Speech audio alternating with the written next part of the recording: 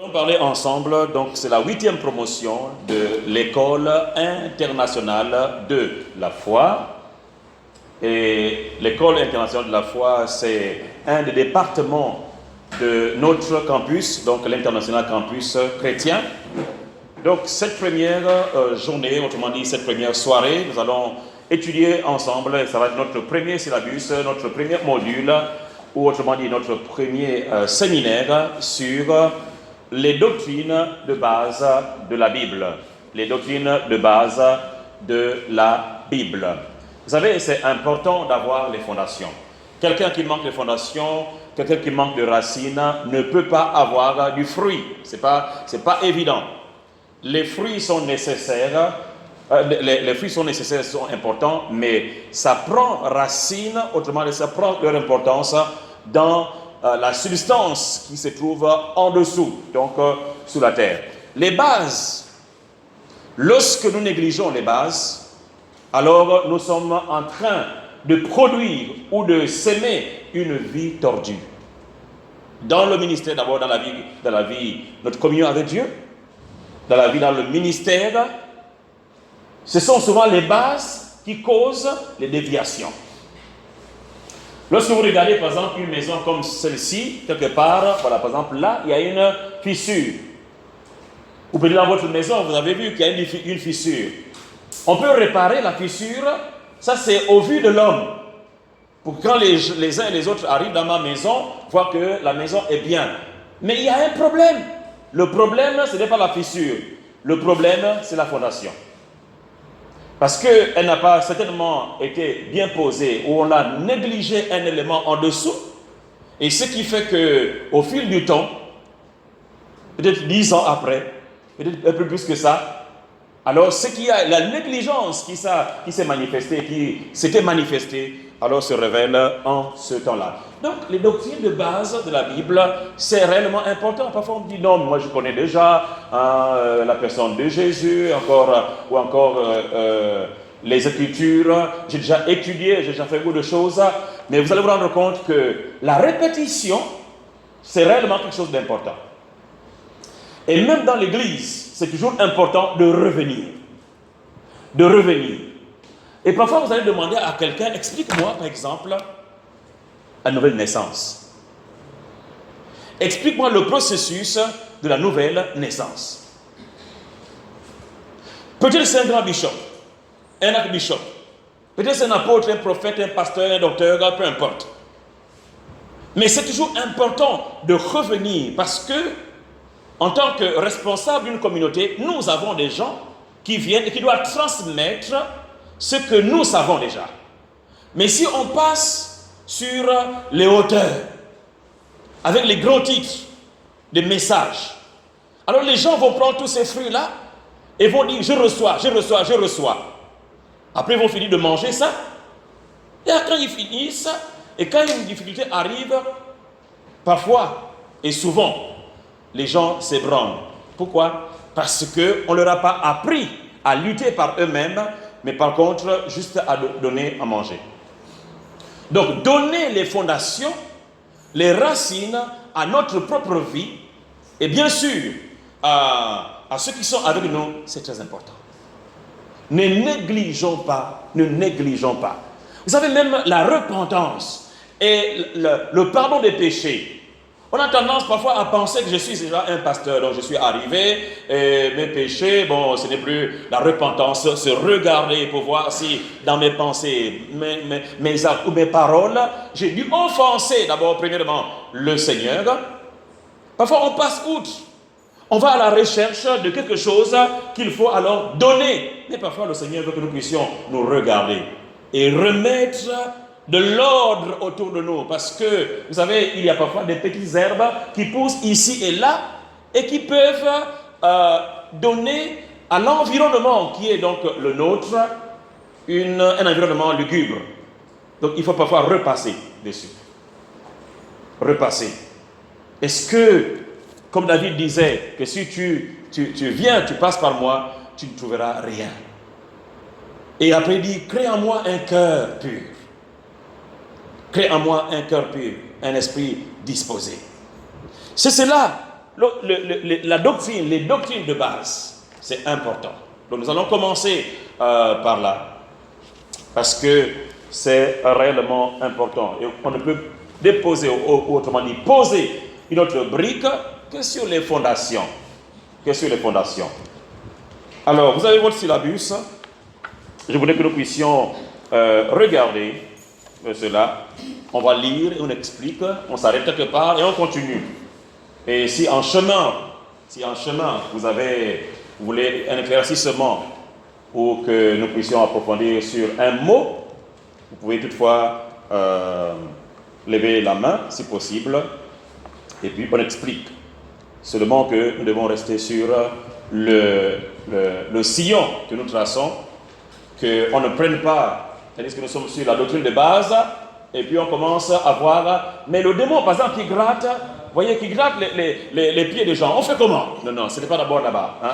Certainement on reviendra, ou bien quelqu'un enseignera sur ça, mais pour l'instant, voyons et suivons le cheminement. Alléluia. Praise God, alléluia. Alors la nature, commençons. La nature, dans l'introduction, la nature de la doctrine. La nature de la doctrine. On parle de la doctrine chrétienne, parce qu'il y a d'autres doctrines. Dans toute philosophie, dans toute idéologie, il y a des doctrines.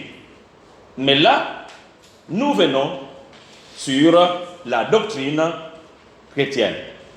La nature de la doctrine. Vous avez ça, non? Lorsqu'on parle de doctrine, on parle de l'enseignement.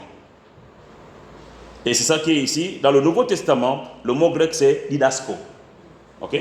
Didasko. Traduit par doctrine ou enseignement.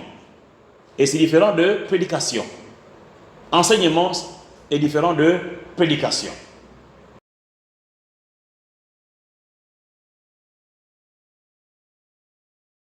C'est donc enseignement ou instruction.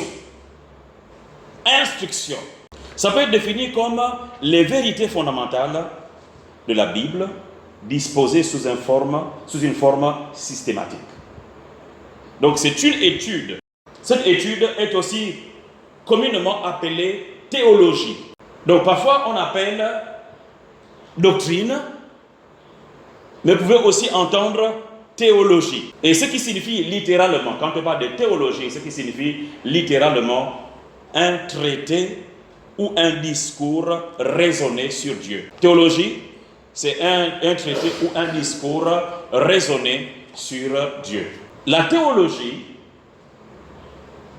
ou la doctrine peut être décrite comme la science qui traite de notre connaissance de Dieu et de ses relations avec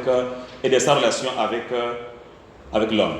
Donc lorsqu'on parle de théologie ou encore ça peut être décrit comme la science. C'est une science qui traite de notre connaissance, de notre relation avec notre relation avec Dieu. Autrement dit, la relation de Dieu avec l'homme.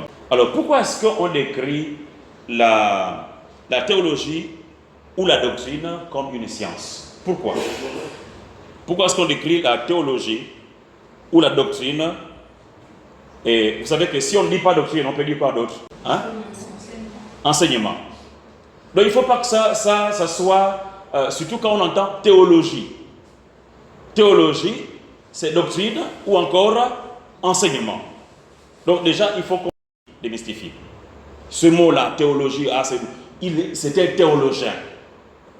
Il faudra qu'on amène pour comprendre que c'est justement quelqu'un qui a compris une doctrine, mais une doctrine sur quelqu'un. Et dans cette doctrine-là, nous allons nous rendre compte, dans mon volet ici, parce que je vais d'abord me baser sur ça avant de revenir sur ce que vous avez ici, nous allons comprendre qu'il y a plusieurs sortes de théologie. La science, je disais, pourquoi décrivons-nous la théologie ou la doctrine comme une science? La science est l'arrangement systématique et logique des faits certifiés. Lorsqu'on dit que c'est la science aime toujours quand une chose est prouvée. C'est toujours sur les faits. La science, pour qu'elle puisse donner son efficacité, il faut que les choses soient vérifiées.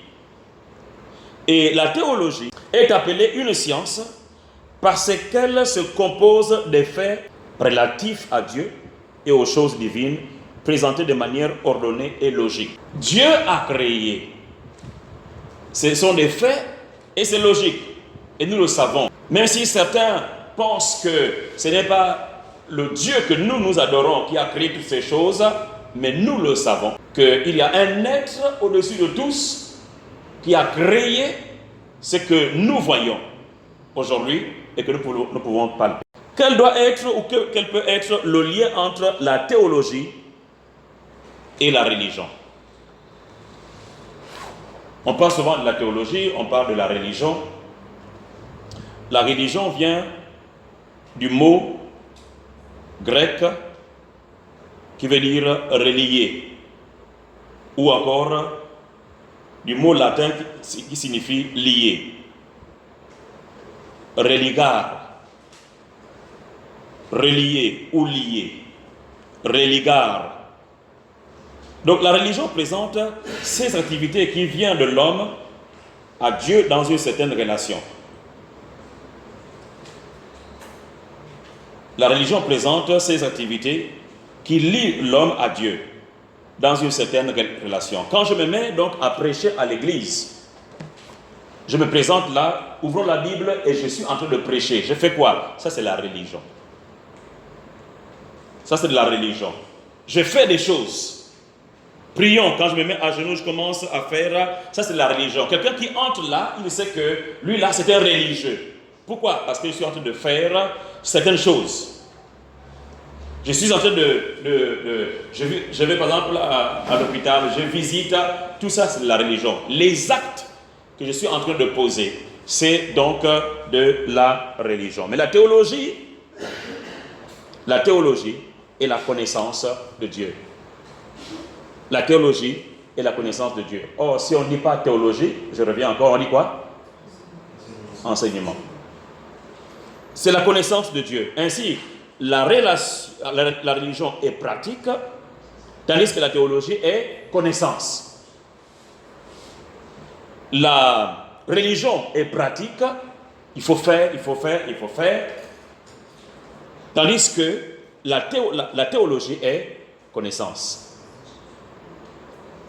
Connaissance, c'est qu'on veut connaître Dieu. Donc on étudie, on sonde les Écritures, et c'est quand on connaît Dieu maintenant qu'on fait. Et quand on commence à faire, ceci donc décrit finalement la religion dans son ensemble comme ça.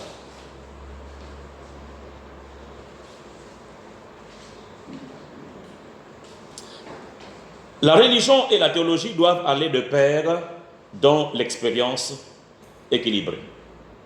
Mais en pratique, ils sont parfois séparés, de sorte que l'on peut être théologien sans être vraiment religieux.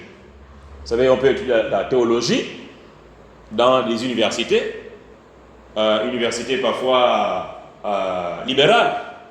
On ne croit pas réellement à la force divine par le Saint-Esprit qui inspire, mais on étudie des choses sur Dieu sans pourtant le connaître. Et d'autre part, être vraiment religieux sans posséder une connaissance systématique de la vérité doctrinale.